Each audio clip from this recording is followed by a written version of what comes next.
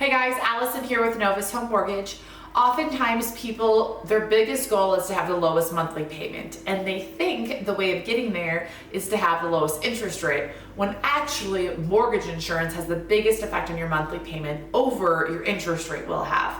So a few things that people don't realize: instead of buying down your interest rate with discount points, as you always hear called, or origination, you can actually spend that money and put it towards your mortgage insurance to buy it out a little bit up front.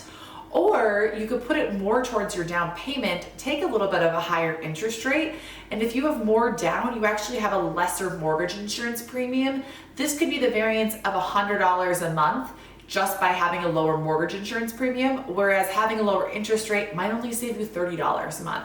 Long story short, mortgages are definitely not one size fits all. It is so important to work with someone who's going to educate you on the options and actually figure out what your goals are in purchasing and help you get there. Anything we can help with, please reach out. Thanks for watching.